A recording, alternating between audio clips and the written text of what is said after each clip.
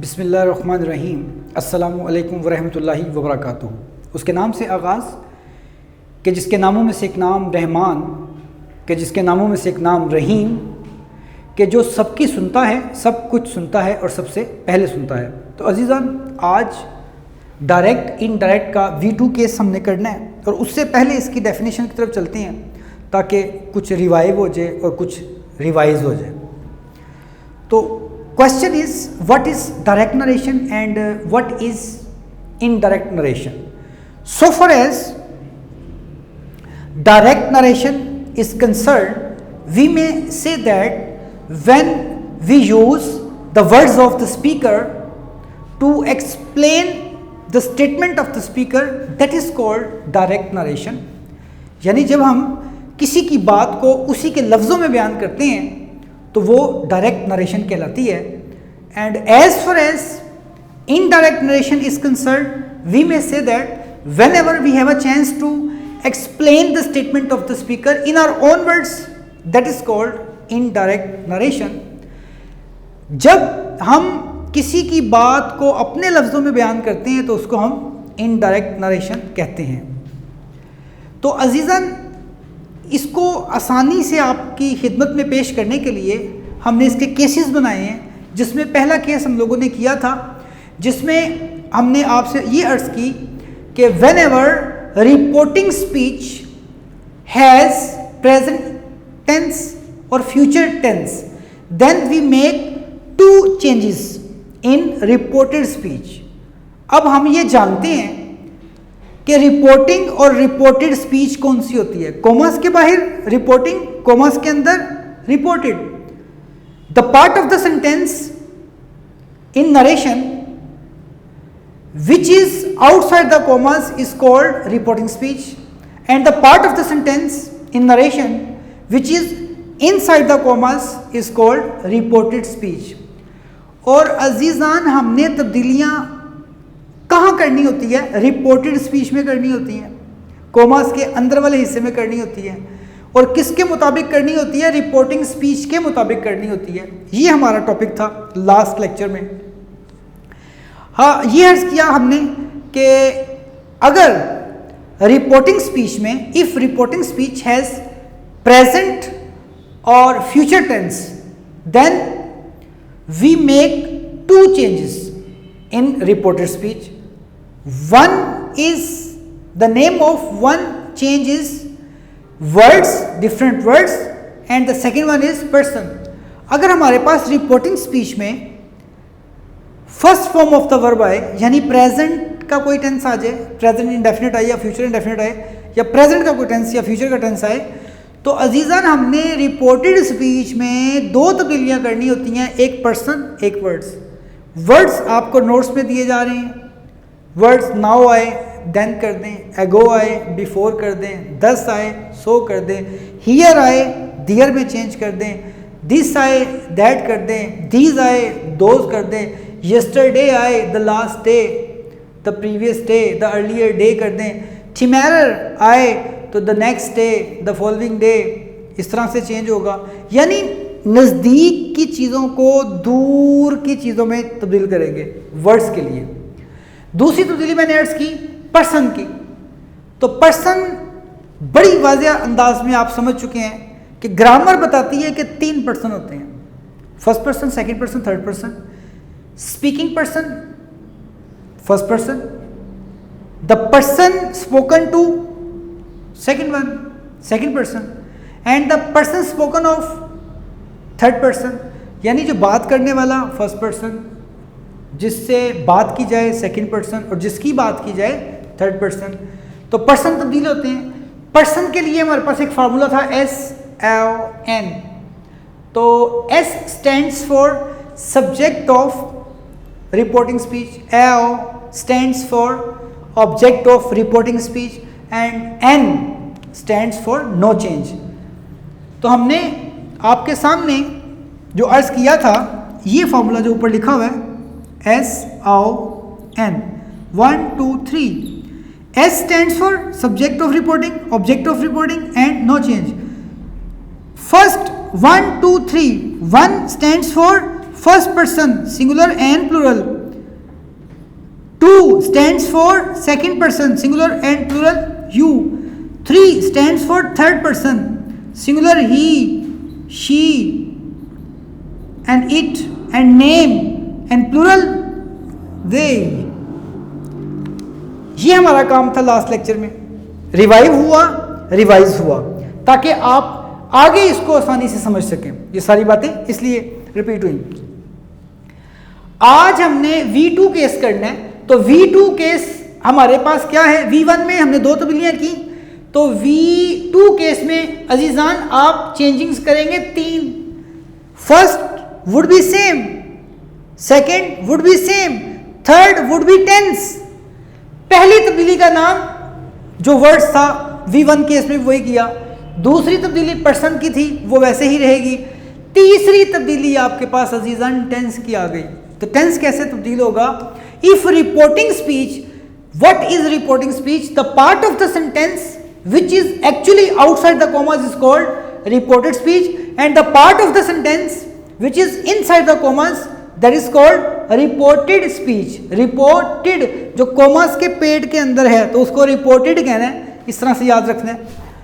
तो यहाँ अगर past tense आ जाए रिपोर्टिंग में, तो आज का जो टॉपिक है वो इसी हवाले से है कि past tense अगर आए तो आप टेंसेस को तब्दील करेंगे, किस तरह से करेंगे।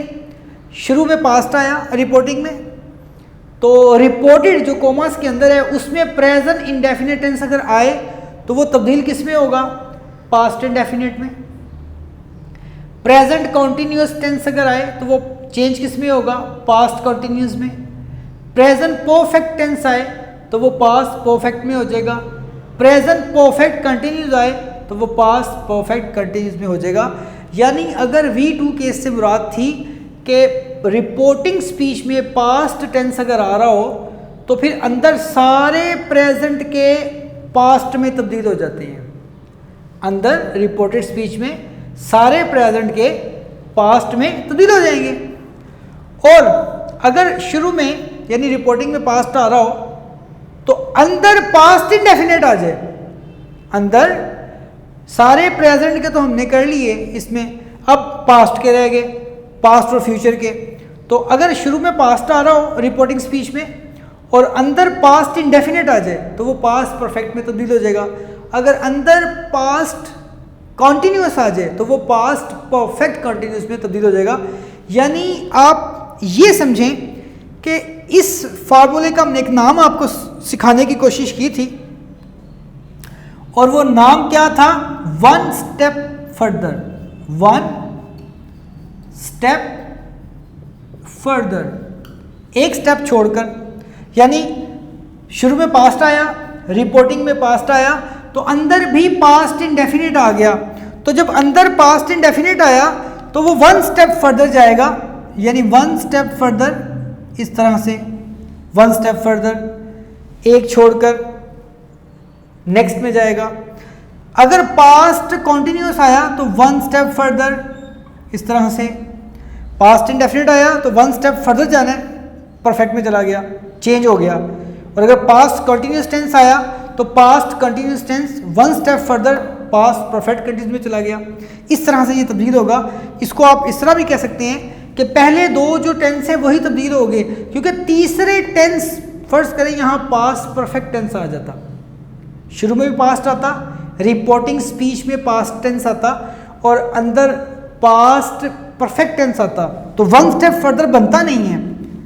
पास्ट परफेक्ट आएगा तो वन स्टेप को छोड़ देना है, फर्दर जाना है, तो आगे कोई टेंस नहीं है। इस तरह फोर्थ वाला अगर आएगा पास्ट परफेक्ट कंटिन्यूस, तो वहाँ भी वन स्टेप फर्दर पॉसिबल नहीं है। तो इसको आप इस तरह भी कह सकते हैं, ओड ओड के मुताबिक तब्दील हो जाएगा, इवन इवन के मुताबिक तब्दील हो जाएगा। इस तरह से बात करनी है। तो ये आज का जो टॉपिक है वो V2 के हवाले से हम बात कर रहे हैं। यहाँ हमने सारे प्रेजेंट के सारे पास्ट में ले गए और जब पास्ट की बारी आई कि शुरू में पास्ट था तो अंदर भी पास्ट टेंस आ गया, तो past indefinite one step further के मुताबिक पास्ट परफेक्ट में चला जाएगा, क्योंकि पास्ट इंडेफिनिट के बाद जो आ रहा है वो पास्ट कॉन्टिन्यूस का आ रहा है, तो उसको छोड़ देना है। पास्ट परफेक्ट में चला जाएगा तब्दील होने के लिए। इसी तरह अगर अंदर पास्ट परफेक्ट आ जाए यानी पास्ट कंटिन्यूस आ जाए तो वो पास्ट परफेक्ट कंटिन्यूस में चला जाएगा। ये 2 टेंस चेंज होंगे पास्ट में, 2 तब्दील नहीं होंगे, क्योंकि वो 1 स्टेप फर्दर का जो 1 स्टेप फर्दर है वो रूल यहाँ अप्लाई नहीं हो रहा। अब इसकी हम मिसाल देखते हैं। यहाँ एक एग्जाम्पल कहते हैं he said to me I caught यानी comma start I played football yesterday.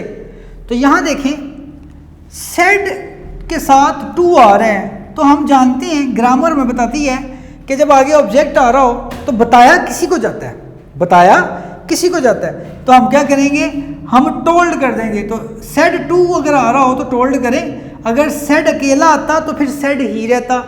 तो यहाँ टोल्ड आया, आगे ऑब्जेक्ट लग गया। अब ये है कोमास।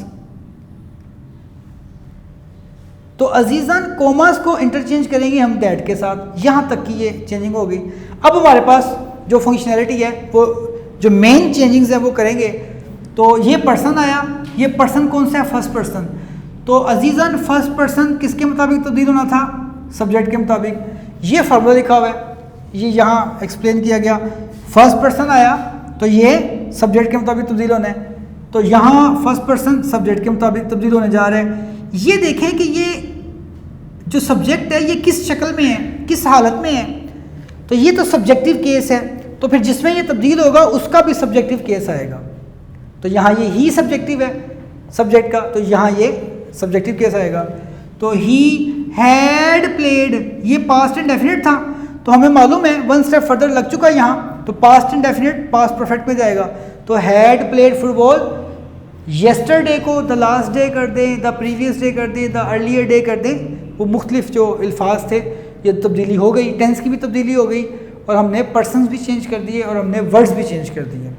इसी तरह बेटा नेक्स्ट जो एग्जाम्पल आई है, he said to him I was writing a letter. तो यहाँ फिर सेड जो है वो टू के साथ आ रहा है, इसलिए हमने टोल्ड कर दिया। अगर सेड अकेला होता तो क्या करते जी, बोले शाबाश, क्या करते, फिर सेड ही रहता, गुड, फिर सेड ही रहता। अब ये सेड टू है तो इसलिए टोल्ड हुआ, अगर सेड अकेला होता तो यहाँ सेड ही रहता। कोमास आ गए, तो कोमास को हमने इंटरचेंज करना होता है दैट के साथ, तो ये दैट लगा दिया।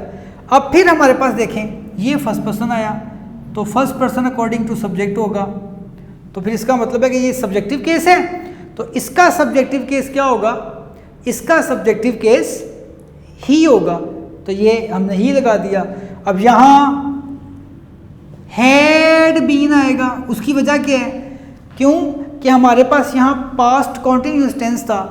तो जब हमें मालूम है, हमने ये लिख लिया यहाँ, समझ लिया कि पास्ट कॉन्टिन्यूस आया, बाहर भी पास्ट टेंस था, तो ये 1 स्टेप फर्दर का रूल फॉलो करेगा, इस पे अप्लाई होगा।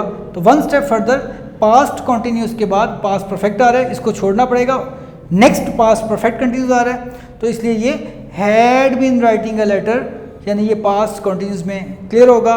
आज का जो केस है इस हवाले से बहुत अहम है कि हमने पिछले लेक्चर में 4 को चेंज करना सीखा था। आज हमारे पास नेक्स्ट स्टेप आ गया, और वो नेक्स्ट स्टेप क्या है कि शुरू में पास्ट था तो सारे प्रेजेंट के पास्ट में तब्दील हुए। अब हमारे पास शुरू में पास्ट है रिपोर्टिंग में, तो आगे पास्ट वाले टेंस का कॉम्बिनेशन था। तो पास्ट वाले टेंस का कॉम्बिनेशन क्या बनना था, इसका एक कानून है, और वो एक कानून क्या है बेटा, 1 स्टेप फर्दर। नेक्स्ट इंशाल्लाह आपकी खिदमत में जो पेश हम करेंगे वो होगा फ्यूचर को चेंज करना, यानी शुरू में पास्ट आया होगा तो आगे हमारे पास फ्यूचर के 4 टेंस आएंगे, उसको कैसे तब्दील करेंगे। सबसे आसान बात, जहाँ जहाँ शेल, जहाँ जहाँ विल आपको दिखाई देगा, आपने उसको वुड में चेंज कर देना है। जहाँ जहाँ शेल या विल दिखाई देगा तो आपने उसको वुड में चेंज करना होगा, वर्ब चेंज नहीं करना होगा। सिर्फ हेल्पिंग वर्ब जो है उसको आपने वुड करना होगा, शेल को भी वुड में करना होगा और विल को भी वुड में। इंशाल्लाह नेक्स्ट लेक्चर में हम उसी की तरफ जाएंगे, लेकिन उससे पहले ये बात आपको बिल्कुल क्लैरिटी के साथ, इसकी जो फंक्शनैलिटी है वो ऐसे ही हतमी तौर पर आपको ऐसे याद होने चाहिए जैसे आपको अपना नाम आता है। इस तरह से फिर आप इसको समझ पाएंगे। डेफिनेशन रिपीट कर लें, डायरेक्ट इनडायरेक्ट की दोनों की डेफिनेशन। ये जो V1 केस के बाद V2 केस आया, तब्दीलियाँ आई आपके सामने। पहली दो सेम है, तीसरी चेंज है वर्ड्स और पर्सन। उसके बाद चेंज ऑफ टेंस किया तो पास्ट शुरू में आएगा और आगे सारे प्रेजेंट के पास्ट में, और जो पास्ट के होंगे वो आपस में चेंज होंगे। उस रूल का नाम क्या था? One step further. और इंशाल्लाह नेक्स्ट हमारा टॉपिक होगा जिसमें हम फ्यूचर की बात करेंगे, तो उसका हल्का सा हिंट, एक इशारा, एक क्यू जो है वो आपकी खिदमत में पेश कर रहा हूँ कि फ्यूचर में चेंज करने के लिए फ़र्ज़ करें फ्यूचर इंडेफिनिट में शैल गो विल गो आता है, तो शुरू में पास्ट आ जाए तो आगे फिर वुड गो हो जाएगा। इसी तरह फ्यूचर कॉन्टीन्यूस में shall be going will be going फ़र्ज़ करें आ रहा है तो उसको हम वुड बी गोइंग कर देंगे, यानी शैल और विल दोनों को ही वुड में चेंज करेंगे। परफेक्ट की बात करेंगे फ्यूचर में तो वहाँ हम क्या करेंगे? Shall have gone will have gone अगर आएगा तो वुड हैव गॉन की तरफ जाएंगे। इसी तरह shall have been going will have been going would have been going. इस तरह से पास्ट अगर शुरू में आए तो टेंस तब्दील कैसे होना है, ये बड़ा अहम केस है। जिस बच्चे ने बेटा V1 और V2 समझ लिया, आगे कोई 8 केसेस और भी हैं, वो इस तरह से आपको क्लियर हो जाएंगे जिस तरह से आपको ये पता है कि अगर आपसे पूछा जाए कि आपके सर पे बाल कौन से रंग के हैं तो आप बगैर सोचे समझे बताएंगे कि ब्लैक कलर के हैं। ठीक है बेटा, तो आपका बहुत शुक्रिया। ज़रूर मेहनत करें, ज़रूर साथ रहें हमारे, और अल्लाह ताला आपको, आपके वालिदैन को और उनसे मुंसलिक तमाम लोगों को हर तरह से आसानी अता करे। आपका शुक्रिया। अस्सलाम वालेकुम।